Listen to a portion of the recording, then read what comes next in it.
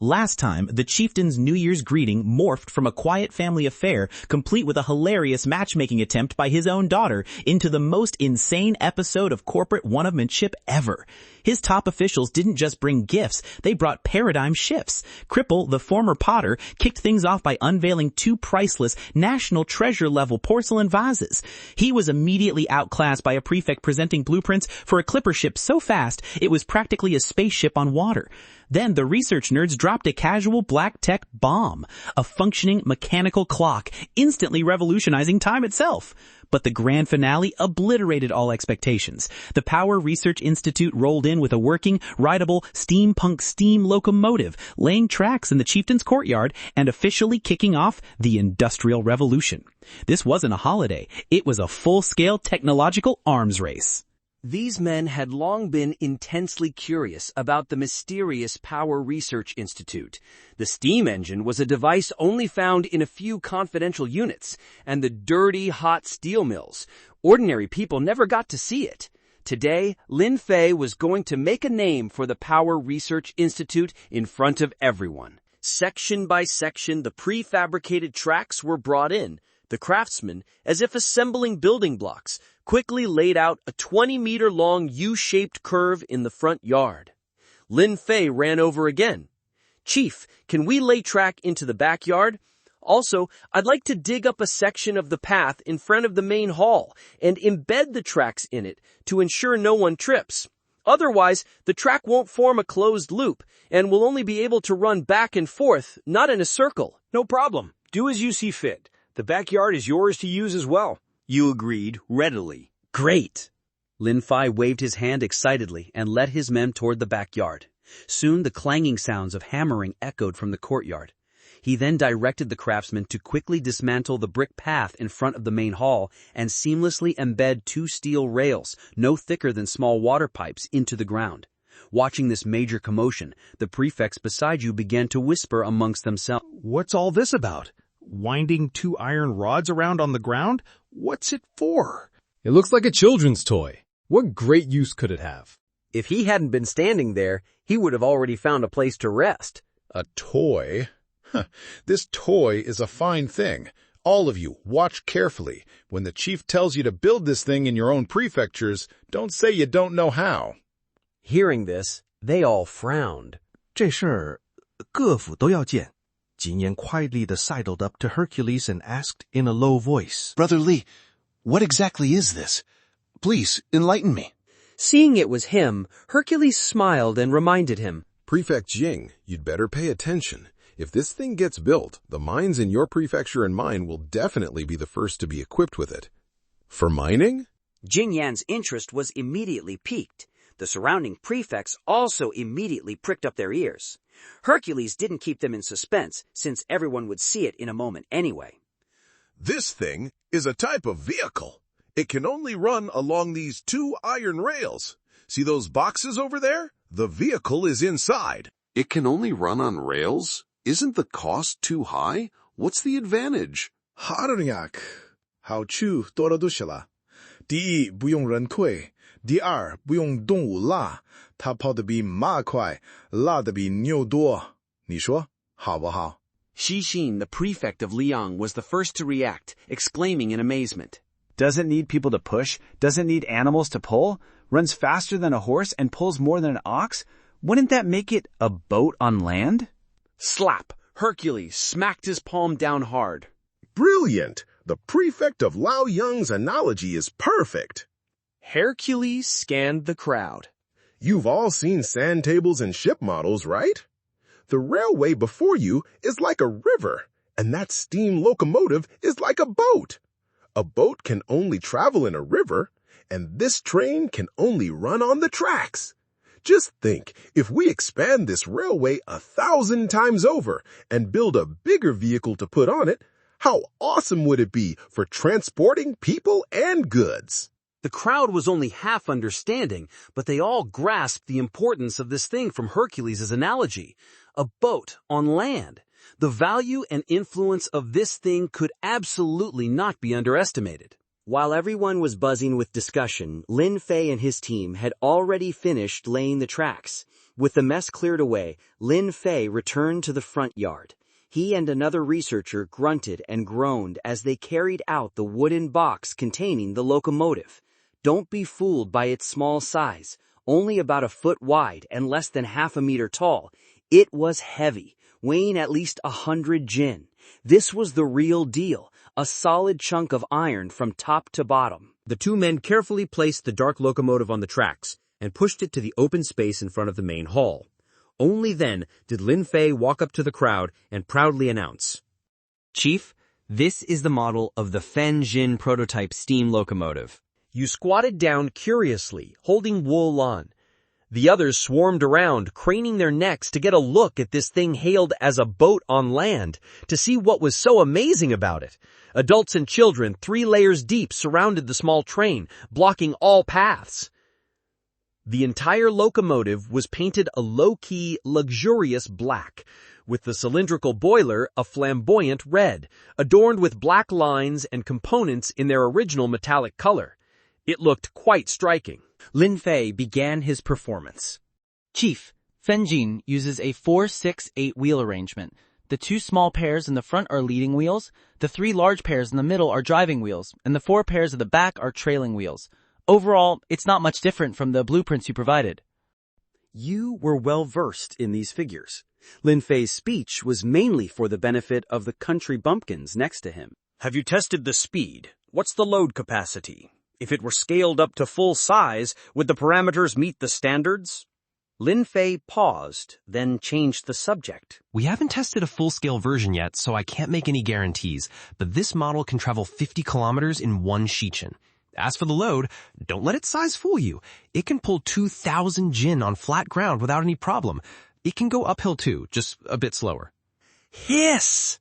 As soon as he finished speaking, the surrounding prefects all sucked in a sharp breath of cold air. Yunzhi's eyes widened in disbelief. This little thing can pull 2,000 jin? A good horse would struggle to pull 2,000 jin, wouldn't it? In their understanding, carts were pulled by oxen or horses. Now, Lin Fei was telling them that this iron lump, smaller than a dog, could easily pull 2,000 jin. How could they not be shocked? And this was just a model. If it were truly scaled up 1,000 times, wouldn't it become a veritable land-based behemoth? Lin Fei was brimming with confidence. "Of course it can. If you don't believe me, we can test it right now. Didn't the First Institute bring a platform scale? We'll hook up the carriages and have people sit on them later to see if this thing can pull them." You mentally converted the figures. 50 kilometers in 1 shichen meant a speed of 25 kilometers per hour. That was about as fast as an electric scooter and perfectly usable. You made a decisive call. Then what are we waiting for? Get it moving. Talk is cheap. Seeing it run is much more intuitive. "Yes, Chief." Lin Fei immediately sprang into action. He first carefully checked all the track connections, fearing a derailment. Then he had all 16 carriages hooked up behind the locomotive before starting the fire. You instructed a maid to bring boiling water, which Lin Fei personally poured into the boiler. He then added carbide to the coal water tender. Sizzle! As the water dripped, acetylene gas was instantly generated, flowing through the pipes into the boiler. Lin Fei calmly lit a wooden stick and stuck it into the nozzle. Woof! With a soft sound, an incandescent flame ignited inside the boiler. Lin Fei, perched on the coal water tender, skillfully turned a valve. Woo! A loud whistle echoed through the entire courtyard. Luo Lan in your arms, little Ro Chung at the door, and Cripple's kid all ran toward it as if they had seen candy. Billowing steam shot out from both sides of the train. Although it had a smokestack, because it burned gas, there was no black smoke. Lin Fei sat on the train, looking at you with expectant eyes. "Chief, the boiler is lit and ready to go. Would you like to come for a ride?" Are you kidding me? In front of all of these people? Right on a toy train? Do you have any shame left? You flatly refused, then began to coax the prefects beside you. I'll stay here. I can observe more clearly from a distance. You all go and try it. This is a major development plan for our Han tribe for the next 100 years. All of you, go experience it and tell me your thoughts afterward. The prefects were initially hesitant to lose face, but hearing you put it that way, well, an order from the chief was an order. So be it. Everyone would be embarrassed together, so no one could laugh at anyone else. The men straightened their robes, politely deferring to one another, and then mounted the long line of carriages one by one. 17 people sat on 16 cars, looking like a long, iron-skinned python. They were all thinking the same thing. Can this little thing really pull us? Just as they were doubting their very existence, Lin Fei yanked the whistle cord. Woo! The little train lurched forward. Huff, huff, huff, huff. The cylinders let out heavy breaths, and the wheels began to turn slowly, then faster and faster. Shi Sen's body lurched backward as he cried out in astonishment.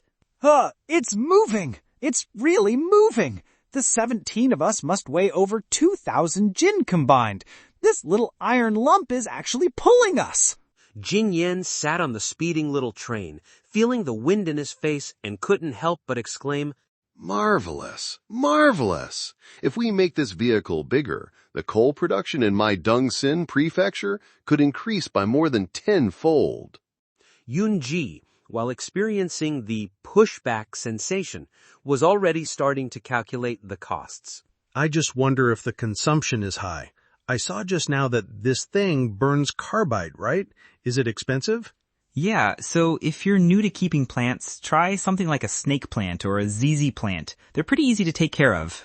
Riding on a toy train? The move was very steampunk. All right, it's settled. This courtyard is all yours for today. Lay the track as you see fit, just don't make a mess, and try to make it as long as possible. We can't have this beauty just going around in circles, can we? No problem. Chief, could I trouble the kitchen to boil some water? If we add hot water directly during the demonstration, the steam will come up faster. A small matter. All the boiling water you need. Go lay your tracks. Lin Fei took his leave, and a short while later, 2 horse-drawn carts ambled into the courtyard. One was loaded with boxes of all sizes, the sturdiest of which held today's star, the locomotive. The other was piled high with prefabricated track sections, looking like ladders for a set of building blocks. Lin Fei directed his craftsmen as they bustled about in your courtyard. You and a group of prefects stood at the entrance of the main hall, watching like spectators at a play. Everyone had heard that the Power Research Institute was tinkering with something, but no one knew for sure what it was. After all, the steam engine was still quite distant from the lives of ordinary people. They had only heard it was used in a few mysterious departments and some blasted steel mills. Today, Lin Fei was going to use this opportunity to make a name for the Power Research Institute. Click, clack. Section after section of track was precisely connected, and soon a 20-meter-long U-shaped curve was laid out. Chief, can we extend the track into the backyard and dig up the path in front of the main hall a bit to embed the tracks? I promise no one will trip. Otherwise, the track won't form a closed loop and we'll only be able to circle around here. No problem. Do as you see fit. The backyard is yours to use as well. All right. Lin Fei, as if injected with chicken blood, led his men straight to the backyard. A short while later, the ding-ding-dong-dong of hammering echoed from the courtyard. The craftsmen skillfully dismantled the stone-paved path at the entrance of the main hall, cleverly embedding 2 thin steel rails and filling the gaps with pebbles. The prefects beside you began to whisper among themselves. What on earth is this thing? 2 iron rods with wood underneath them. What's the use? It looks like a child's toy. Such a small thing. Even if it's useful, how useful can it be? A toy. This toy is a treasure. All of you, watch closely. When the chief tells you to build this thing in your own prefectures, don't say you don't know how. Hearing this, everyone's interest was piqued. Jing Yan sidled up to Hercules and asked in a low voice. Brother Li, what is this treasure exactly? Could you enlighten me? Hercules explained with a smile. It's a type of vehicle that can only run along the tracks. See those 2 rails? That's its dedicated road. As for the vehicle, it's in that box over there. It can only run on the railway? Isn't the cost too high? What's the advantage? Plenty of advantages. It doesn't need people to push it, and it doesn't need animals to pull it. It runs faster than a horse and pulls more than an ox. What do you say? Is that good?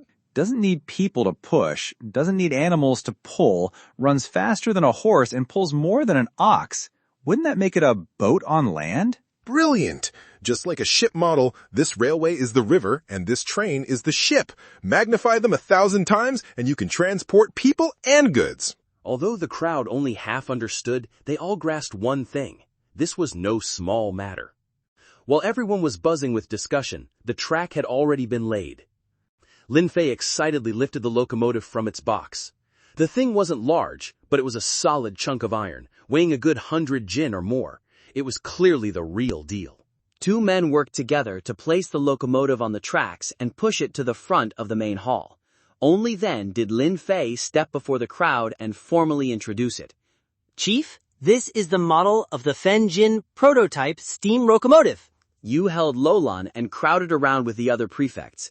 Everyone curiously examined the little train, a mix of black and red, adorned with metal parts. Lin Fei began his detailed introduction, reeling off facts about everything from the leading wheels to the driving wheels and the trailing wheels, as if he knew them by heart.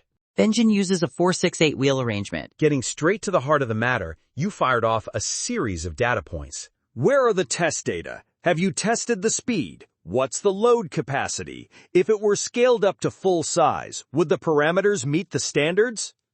Lin Fei admitted frankly. We haven't tested a full-scale version yet, so I can't make any promises, but this model can travel 50 kilometers in one shichen. As for the load, although it's small, it can pull 2,000 jin on flat ground without any problem. Hiss. The prefects collectively sucked in a breath of cold air. Yunji couldn't believe it. This little thing can pull 2,000 jin? Even a horse would struggle with that. You did a quick mental calculation. 25 kilometers per hour. That was already quite practical. You said impatiently. Then what are we waiting for? Get it moving! The introduction is boring. Seeing it run is much more intuitive.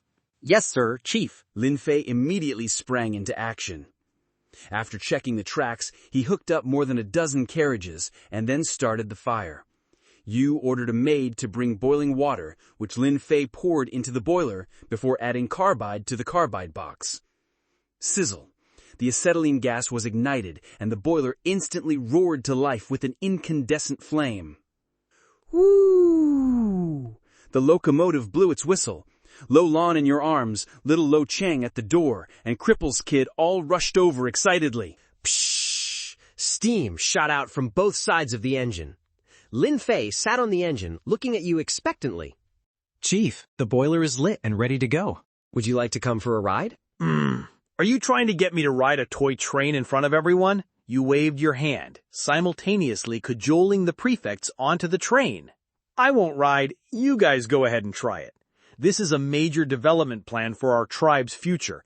You all have to experience it and give me feedback later. The prefects were initially a bit embarrassed, but with your prodding, they were all in the same boat, so to speak. Lin Fei reminded them. Hold on tight. Be careful your robes don't get caught. 17 people, plus the locomotive, and 16 carriages looked like a long steel python. Woo! The whistle blew again. The locomotive lurched forward. Hoof, hoof, hoof, hoof. The cylinders let out a heavy gasp, and the wheel slowly began to turn, picking up speed. Shisen exclaimed, Oh, it's really moving. The 17 of us must be over 2,000 jin. This little iron lump can actually pull it? Jing Yan was also thrilled. Marvelous. If this were put on the mines, our Dongxin Prefecture's coal production could increase tenfold. Yunjia began to calculate the cost. I just wonder about the consumption. That it burns carbide. Is that expensive? Who would have thought that a simple New Year's greeting would turn into a steam train experience day for everyone? Watching these normally dignified prefects lurching about on the train like children, a mix of shock and delight, the scene was utterly ridiculous. This steam train has completely conquered the hearts of these old codgers. The protagonist's move here is a masterclass in physical enlightenment. No, only the model uses carbide. The real thing burns coal. As long as there's coal and water, it can run forever. That's right. The finished vehicle burns coal. fill it up with water and 2,000 jin of coal, and it can run for 500 kilometers without even stopping for a break. Yoonji's brain began to spin rapidly. Water was cheap, so the cost was basically the coal. 400 jin of coal per 100 kilometers. Oxen and horses needed to eat grass, and the cost of fodder was definitely more expensive than 400 jin of coal. Not to mention, oxen and horses couldn't pull nearly as much as this iron beast. The prefects rode the little train, doing lap after joyous lap around the courtyard. You stood at the door with your 2 children and Tong Yao watching the fun. Little Ro Cheng tugged at your pant leg, his little face tilted up, his eyes full of stars. Daddy, what is that? I want to ride it too. You promised readily. A hardcore model train like this was practically made for kids to play with. If you want to ride, just wait. When the uncles get off, you can ride as much as you want. Narrator. Beside you, Tang Yao's beautiful eyes were also fixed on the whistling little train. She suddenly asked, "Can this vehicle also be made very large, like how a ship model is made into a big ship?" You explained. Of course, but it won't be as tall as a ship, but it will be very, very long. Then it must be very important, right? You ruffled little Luo Cheng's hair, your gaze profound. Of course. As long as I live, I will make railways and trains run all over this land. Even if I can't do it, my children must continue. Narrator asked again. Then how long would it take to get to our Tong tribe by this train? You did a quick mental calculation. From Hanyang Prefecture to the Tong tribe was even longer than the Beijing-Guangzhou line. You pondered for a moment and gave an answer. If the entire line is connected and we use the best trains, probably 2 or 3 days. Tang Yao exclaimed. So fast? Wouldn't that be even more amazing than the flying fish ship? You nodded affirmatively. Although it's not possible right now, one day we will be able to reach that speed. You weren't just boasting. Even with steam engines, you could achieve high-speed rail speeds. The famous Mallard steam locomotive of a later era had set a record of 202 kilometers per hour. Woohoo! The little train slowly came to a stop. The prefects, still wanting more, disembarked, still fervently discussing the practical applications of this contraption. Little Luo Cheng immediately began to whine. "Daddy, I want to ride that!" You soothed your son, then said to Tang Yao, "You take the children for a few laps. I'm going to talk with the prefects." You called Lin Fei aside and instructed. "I like this model train very much. I'll accept it. You take them for a few more laps, then say you've run out of fuel and come to my study for a meeting." In the study, you and a group of high officials sat around a long tea table. You held a small blackboard and wrote the words train and railway on it, then got straight to the point. "You've all experienced it. What are your thoughts? Speak freely." Chief, if this train is truly equipped in the mines, the coal production of our Dongxin prefecture could increase by more than 10-fold. That's right. Our Xingang prefecture's iron ore production could also surge. Then steel production could also increase by 10-fold. Hearing this, everyone sniffed out a business opportunity. A surge in steel production means that the price of iron would plummet? You took in everyone's reactions and smiled faintly. I guess you all think the price of iron will fall. On the contrary, I think the price of steel will actually rise. First, we need more ships. Second, the popularization of platform scales and the upgrading of agricultural tools all require a large amount of iron. Of course, these are all small potatoes. The real big consumer is what you were just raving about, the train. The train drives the production of steel, but doesn't it itself consume steel? The locomotive, the carriages, and those long, long steel rails? As soon as you finished speaking, Lin Fei pushed open the door. He had just overheard your conversation and immediately added, "The chief is right. Our institute's standard mining steel rail weighs 35 jin per meter. The heavy-duty rail for both passengers and freight weighs 60 jin per meter. That is to say, to lay 1 kilometer of wide-gauge railway, just the rails alone will consume 120,000 jin of good steel." Several prefects spat out the tea in their mouths on the spot. 1 kilometer of railway? 120,000 jin of steel? And that wasn't even counting the cost of building bridges and digging tunnels. What kind of family could afford to build such an extravagant railway? Weren't horse-drawn carriages good enough?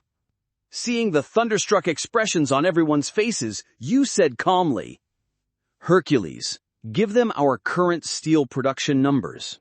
All right. Our Shingang Prefecture currently only has 5 blast furnaces in operation. Each blast furnace can produce over 1,800,000 jin of molten iron a day. With 5 furnaces, 1 day's production is enough to lay 75 kilometers of heavy-duty railway. If all 20 blast furnaces were in full operation, the capacity could be quadrupled. Hiss! The crowd once again collectively sucked in a breath of cold air. This production capacity was just too insane. You asked with a smile. Now, do you still think the railway is expensive? Everyone shook their heads. If you could lay 75 kilometers in a day, and if production could be increased further, you could build a railway to Tulhai Prefecture by next year. Just as everyone was getting fired up, Xixin suddenly threw a bucket of cold water on them. Chief, must this railway be built? You didn't answer directly. Instead, you turned to the blackboard and drew a large tic-tac-toe grid. You said, pointing at the blackboard, your eyes burning with intensity. The size of our Han tribe's territory depends on how far we can reach. Right now, the places ships can reach are basically ours. But what about the inland areas without rivers? That's where we need railways. I plan to use the north-south rivers as the main arteries, extending railways east and west to weave a huge transportation network to expand and rule more territory. These words sent a thrill of excitement through everyone present. However, some remained calm.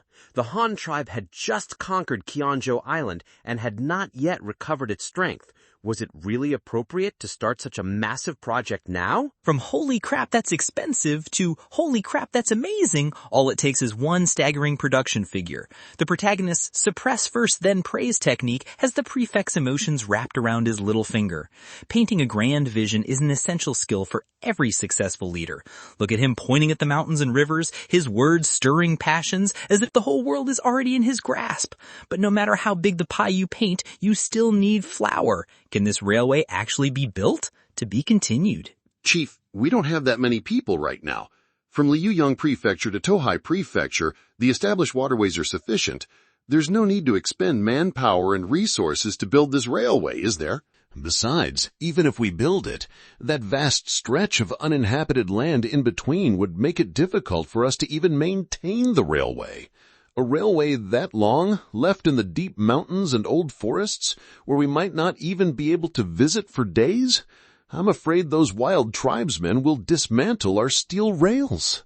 You heard this and deeply agreed. Stealing railway tracks? That's entirely possible.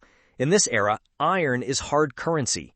For a railway thousands of kilometers long, forget the rails, even pulling out a spike could make a dagger, and prying off a spring clip could be turned into an arrowhead.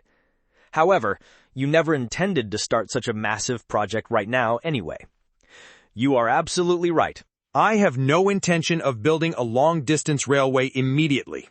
First, we don't have that many people. Second, even if I let you build it, you don't have the skills. Regarding the railway, my idea is this. Next year, we will first popularize rail transport in the mining areas of various regions to increase the production capacity of mining and steel, laying a material foundation for future large-scale projects. Then, we will first build a short-line freight railway to practice, accumulate experience, and build up a talent pool. The first route I have in mind is the section from Weishan Prefecture to Shingang Prefecture. This route currently relies entirely on horse-drawn carriages for transport, which is under immense pressure and highly inefficient. Moreover, this section of land is flat, with no mountains or rivers, so there's no need to build bridges or dig tunnels. The technical difficulty is the lowest. After all, we have no experience, so let's start by picking the low-hanging fruit. I've calculated that based on the existing carriage roads, with a few thousand slaves and sufficient supplies, it can be completed in half a year. Do you have any objections to this plan? Hearing this, everyone nodded in agreement.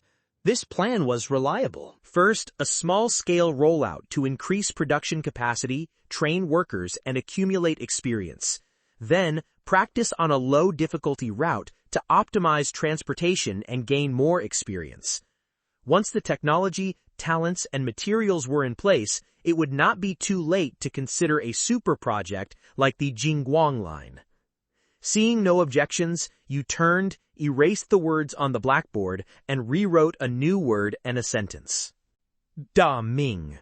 Fu ji ju jia. Qian sha ji da ming ye. You sat back down, your gaze sweeping over everyone. I am preparing to change the reign title to Da Ming next year. The men looked at each other, somewhat bewildered. The Jian Yuan Era of Establishment reign title was perfectly fine. Why change it after only 4 years? You didn't expect them to figure it out on their own, so you took the initiative to explain.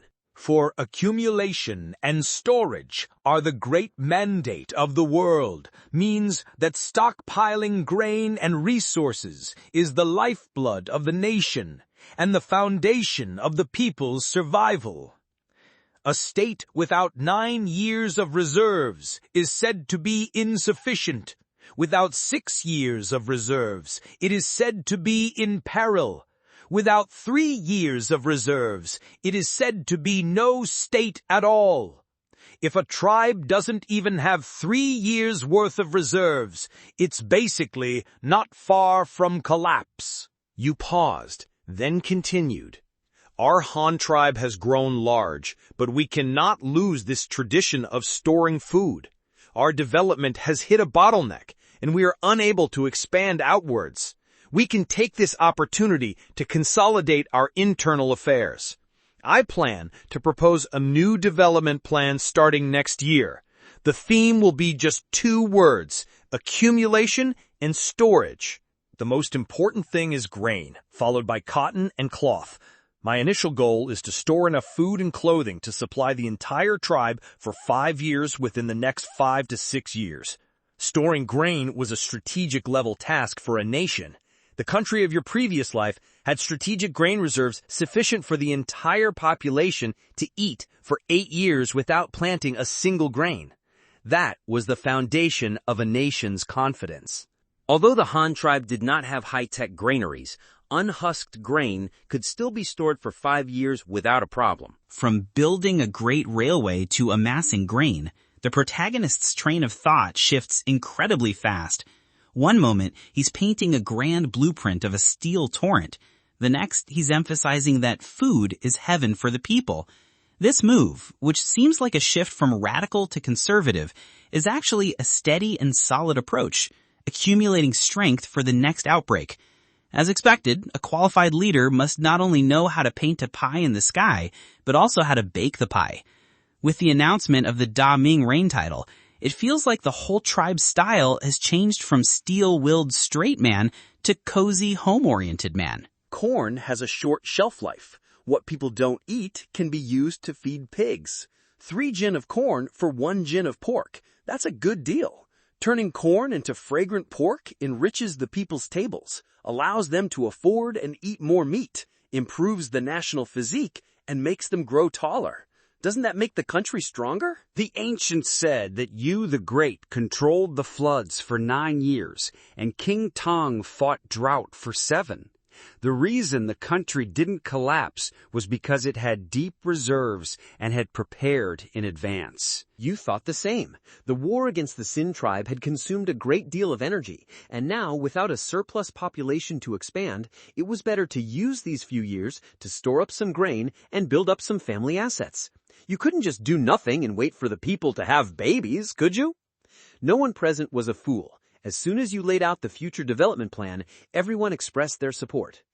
The chief's idea is brilliant. Not just grain and cotton, but meat, salt, sugar. We need to store these too. That's right. Hercules quickly followed up. Steel, as the most important resource, needs to be stored even more. If one day we can't mine or smelt iron, we'll still have iron to use. Who among them hadn't lived through hard times? Stockpiling food in the autumn to get through the winter was a habit already etched into their bones. Now it was just a matter of elevating this tradition to a national strategic level, making it more standardized and on a larger scale. Our Dongxin Prefecture must also support this. Jingyan also raised his hand in agreement. When the plan begins next year, we must not only meet the needs of the expanding steel mills, but also store more coal in preparation for when the trains start running. Yun Zhe, the prefect of Ruyang Prefecture, even proposed a practical suggestion. Shumani, Chief, since we're going to store grain, we must adjust the planting ratios of various crops in different regions. We can plant less corn and more husked grains like rice, millet, and wheat, which are easier to preserve. Your Eng immediately agreed. Well said. Not only do we need to adjust the planting ratios, but we also need to build a strategic grain reserve in every prefecture. As Hercules and Jingyan just mentioned, accumulation and storage aren't just about grain. Industrial resources like steel, coal, and rubber, tung oil, paint, and hemp, as well as cattle, sheep, and horses, as long as it's useful and can be stored, we must store it. In a few years, when our family assets are deep, we'll have the confidence to do whatever we want. After hearing this, everyone was as fired up as if they had been injected with chicken blood. Before, when you talked about trains, they were uncertain. But this matter of accumulation and storage, they understood. This was just about everyone living together and saving up a little more for the family. The fact that you had specifically changed the reign title for this 5-year plan was enough to show your determination. Day Ming. This reign title was meant to tell everyone that our core task for the coming years was to build up our family assets. Of course, storing grain was one thing, but the technology tree still needed to be climbed. You proposed promoting the use of steam engines in the fields for drilling deep wells and building powered wells for drought and flood prevention. In summary, everything is centered on agriculture and animal husbandry, and all industry serves agriculture. After the meeting, you treated your guests to lunch, and they then hastily took their leave. Looking at the pile of treasures that had suddenly appeared in your home, Cripple's vases, Hercules' sword, Shi Xin's ship model, Jian Dun's lion cubs, the First Institute's clock and platform scale, the Second Institute's train model, you were filled with emotion. This new year had been like a technology expo. But what surprised you the most was not the gifts themselves, but what they represented, creativity. Before, it was always you teaching them what to do, instilling ideas in them. Now, they had finally broken away from your influence and begun to create on their own. Whether it was works of art or technological inventions, they all displayed their own aesthetics and aspirations. The seed named civilization that you had planted back then had finally, today, sprouted. In the afternoon, you took your family for a stroll through the streets. Hanyang City on the Zhangdan Festival was bustling with excitement. Especially since the city's photo studio officially opened today, the scene was a veritable sea of people, with even folks from several surrounding counties coming to see the spectacle. At the same time, the families preparing to immigrate to Qiongzhou Island were also busy. They cooperated with the government-sent photographers to take precious commemorative photos, then packed their bags ready to embark on a new journey. From great steel smelting to amassing grain, and then to rejuvenating agriculture through technology. The protagonist's combination of moves demonstrates both far-sighted strategic planning and down-to-earth concrete measures. This is no longer just simple coolness. This is using wisdom and foresight to lay the most solid foundation for the rise of a civilization. Watching those who once only knew how to hunt now discussing national strategy and developing technology, this kind of nurturing joy is the ultimate thrill.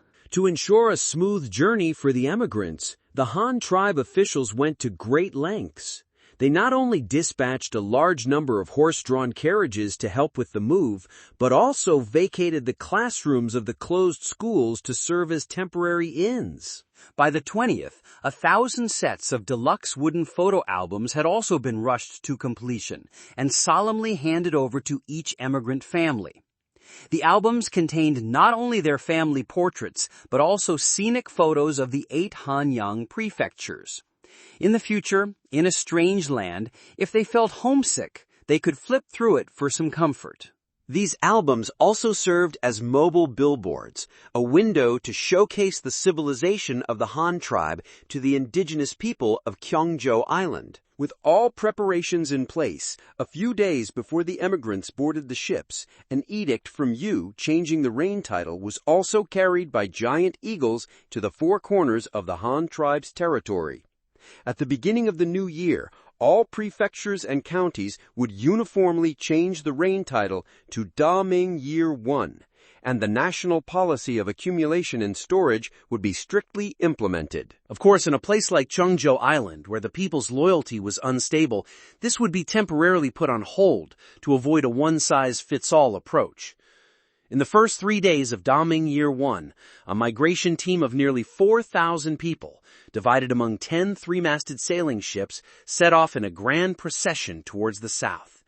The ships had ample space, mainly to accommodate the immigrants' pots, pans, weaving looms, farming tools, and even a few small cats and dogs. Many people were riding such a large ship for the first time, feeling both excited and sad. The decks were filled with people gazing at their homeland.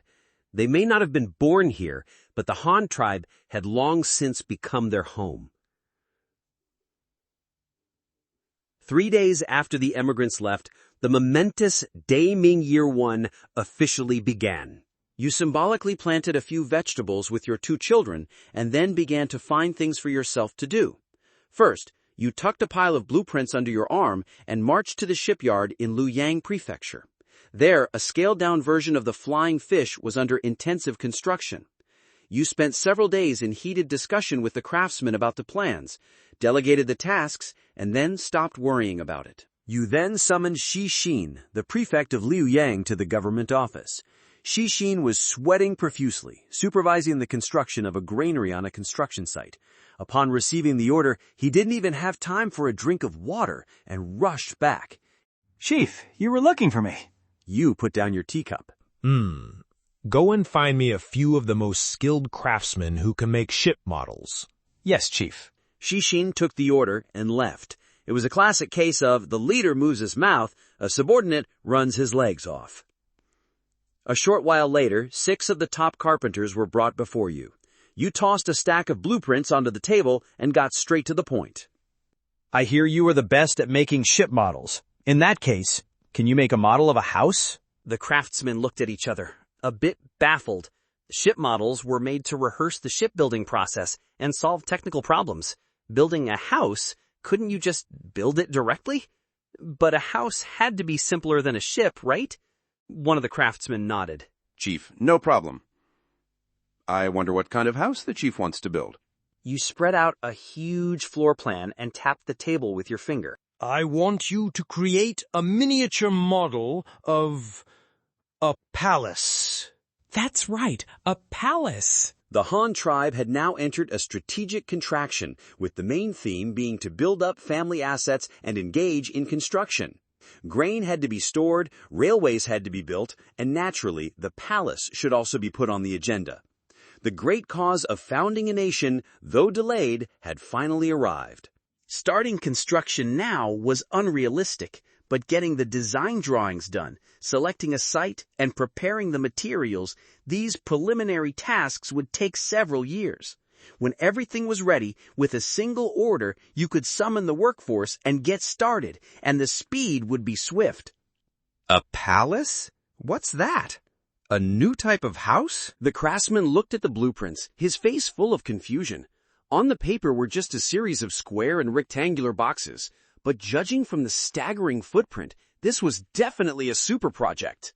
My heavens! The other 5 carpenters also crowded around, looking at the blueprints, unable to help but suck in a sharp breath of cold air and click their tongues in amazement. From steampunk to civil engineering, the protagonist's train of thought is always so peculiar. One moment he's driving a small train in his courtyard, the next he's thinking about building the Forbidden City. The pace is so fast it's a bit hard to keep up. But then again, with both railways and a palace, this Dominier 1 is probably going to turn into the year of great construction. Looking at the shocked expressions on these craftsmen's faces, I can already see a magnificent palace rising from their hands in the future. Mosin stared at the blueprints, his face a mask of shock. Chief, what is this place? Is our Han tribe going to build such a large complex with houses and squares and even an artificial lake? Is this a new city? You cleared your throat and began to enlighten him. A palace. Didn't I just say? This is the Imperial Palace, the home of future generations of Han tribe leaders and the core of our future capital city.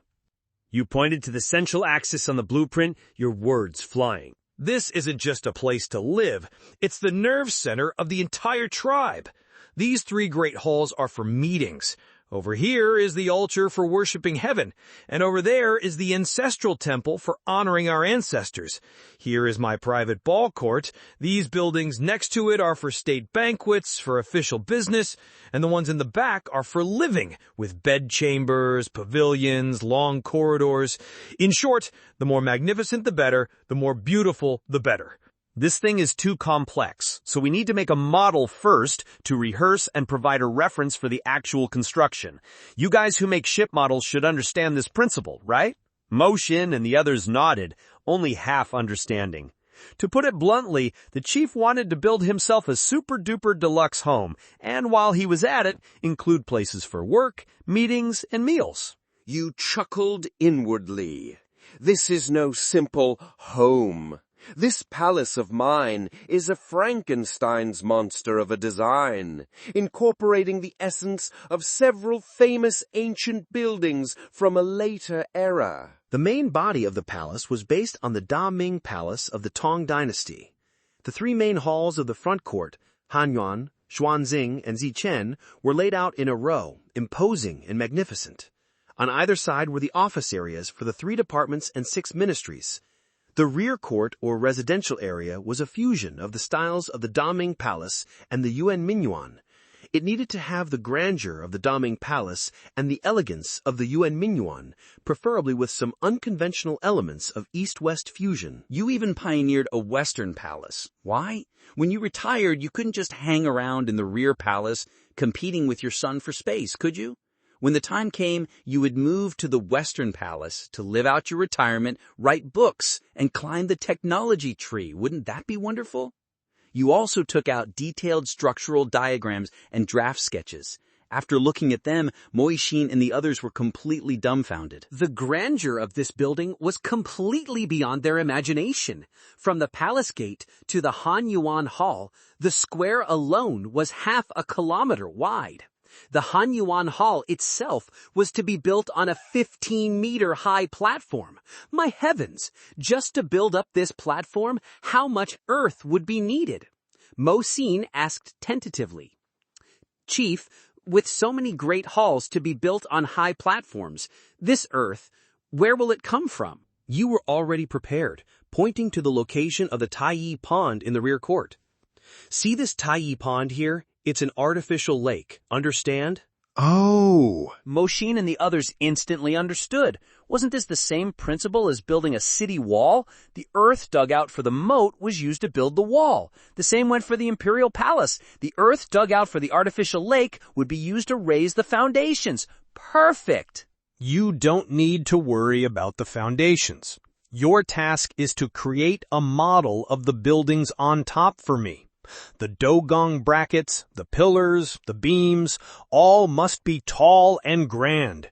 The eaves must curve high with bells hanging underneath. In short, the more imposing, the better. And it would be best if the model could be disassembled to make it easier to reference during the actual construction.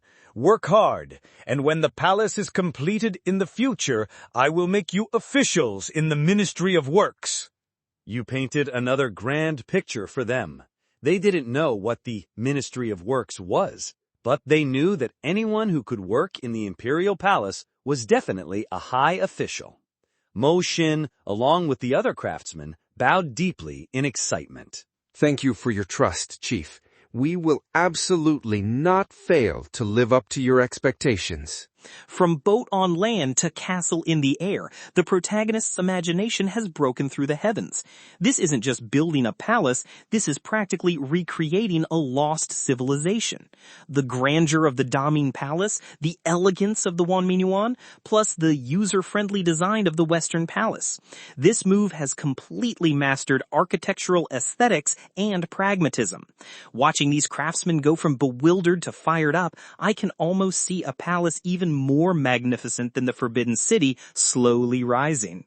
After assigning the tasks to the craftsmen, you instructed Shi Shen to find them a quiet courtyard and to keep the blueprints safe. Then you set off back to Hanyang Prefecture. Next up was finding a reliable person to supervise the construction of this future imperial city. You mentally sifted through the important figures of the Han tribe. Big Tree. No. He was guarding Tuhai Prefecture, serving as the frontline supply officer for Qiongzhou Island, and also needed to maintain good relations with the Tong tribe across the river. He was spinning like a top, completely unable to spare himself. After much thought, a person suddenly came to mind. Yu Ji, the commander of the Jinwu Guard. Having an intelligence chief supervise the construction of a building? It sounded a bit mismatched. But the more you thought about it, the more suitable it seemed. First, the Jinwu Guard was nominally your imperial guard. They were your own people, trustworthy. When the imperial city was completed, it would also be under their protection. It was perfectly reasonable for them to familiarize themselves with their work environment in advance. Second, that kid Yuji had first-rate organizational skills. Building an imperial palace required mobilizing materials from all over the country, especially the white marble that was a specialty of the Tong tribe, which was indispensable. This kind of cross-regional, multi-departmental coordination was a piece of cake for an intelligence chief. Most importantly, now that the Shin tribe had been annihilated, the main mission of the Jinwu Guard was complete. That fellow Yuji was bored out of his mind. He was practically the chosen one. Having made up your mind, you immediately issued a recall order for Yuji. After a moment's thought, you also summoned Yu Fu, who was assisting Big Tree in Tohai Prefecture. With the supervisor selected, you couldn't sit still and immediately rushed to Xingang Prefecture. Over there, the railway and steam locomotive projects were in full swing. This was the future artery of the Han tribe, and you had to go and keep an eye on it yourself.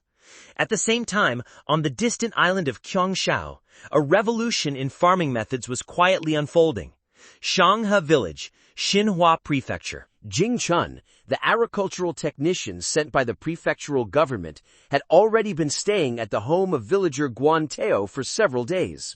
He was here this time to fulfill the bet that Ti Zhen had made. Back then, Tai Tsen had promised that any villagers willing to accept the Han tribe's land distribution method would be taught new farming techniques, step by step, by people sent from the Han tribe. When it came time for the harvest, they would compare their yields with those of the diehards. Who had more and who had less would be clear at a glance. Jing Chun was the one sent to fight this turnaround battle. On his first day in Shanghe Village, he directed the villagers to dig a huge manure pit downwind of the village. This move completely baffled Guan Tao and his clansmen. But since they had agreed to learn, they had no choice but to hold their noses and comply. Next, Jing Chun led them in plowing the fields with the three-bladed curved shaft plows provided by the Han tribe. The efficiency was countless times faster than the broken plows they used to pull by hand. At first, the villagers who hadn't agreed to the land redistribution looked on with sour hearts as Guan Tao and his group used the advanced farming tools.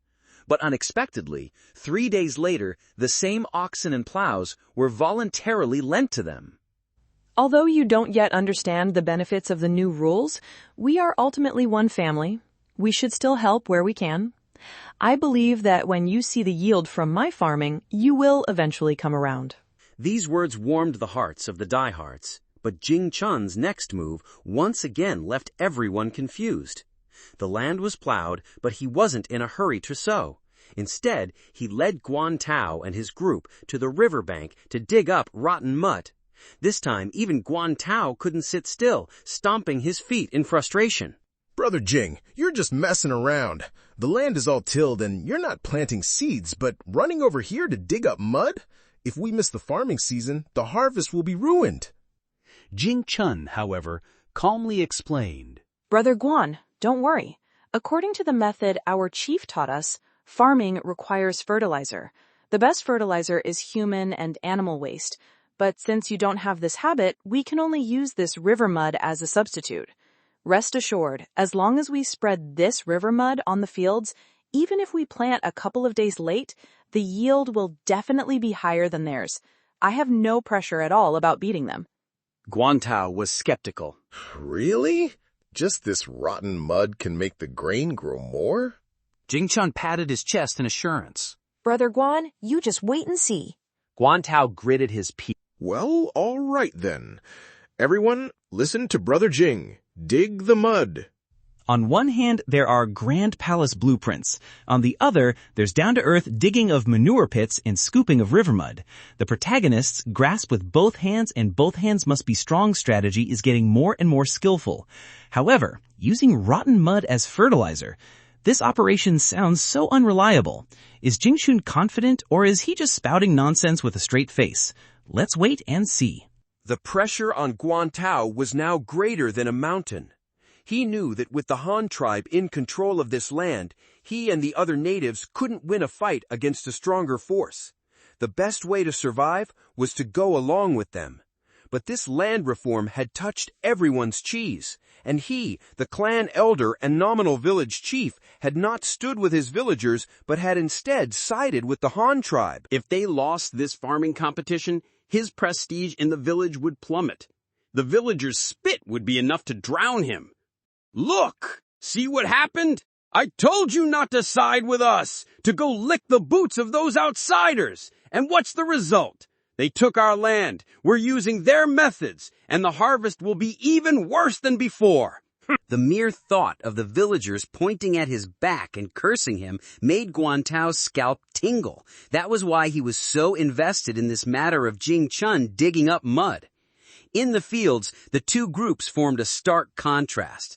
The diehards who had not accepted the land reform had already begun to sow their seeds. They used the old method, first digging furrows, then scattering the seeds, and finally tamping down the earth with their feet. Meanwhile, Guantao's group was still slowly spreading the wet, sticky, rotten mud onto their fields.